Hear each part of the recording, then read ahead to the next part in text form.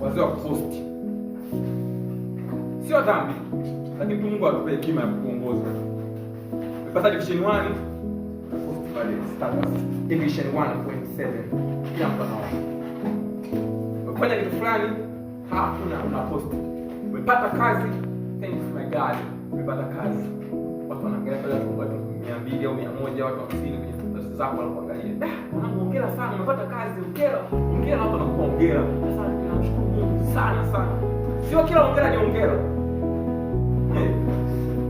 Kuna hongera nyingine zimebeba vitu vingi ambavyo vinataka vikuharibie. Unashangaa siku mbili siku tatu umefutwa kazi.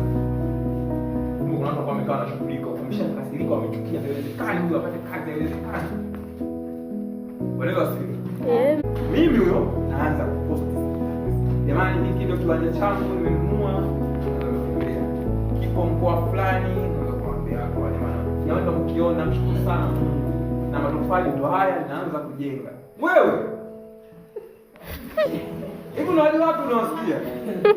Unajua tunawasikia. Watu unaambia watu sio wema. Watu sio wema hata kidogo. Wewe mwanafunzi umetoka zako hapa, mimi namshukuru Mungu. Mungu amenivusha kwenye darasa la 7, nimefaulu, nimepata AA zote.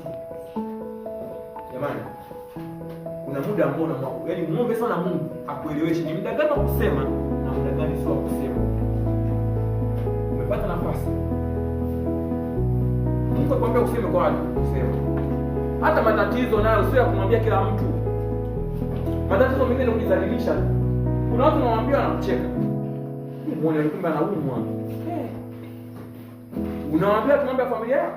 Hapana, sio vizuri. Unamwambia huyu, anaenda kumwambia huyu. Show. Usimwone yule mzako, familia yao huko yule mzako. Ni shida tu. Shida tu kushida gani? Wewe mwangalie kule darasani pale, usimwone vile. Yaani familia yao kule hawana hata chakula. Wanakula tu mara moja kwa siku. Kamwambia rafiki yangu mimi nina shida kwetu atuli. Kamwambia tena kwa upendo tu. Tuombe kwa Mungu tufanikiwe. Aenda kwa shosti yake akamwambia. Yangu kwa biki. Unamwona yule nani labda wale mfano mmoja kwa sababu kasome Mhubiri sura ya 7 mstari wa 11 hadi 12. Muombe Mungu akupe hekima. Hilo ndio pointi nzito kuliko zote. Muombe Mungu akupe nini?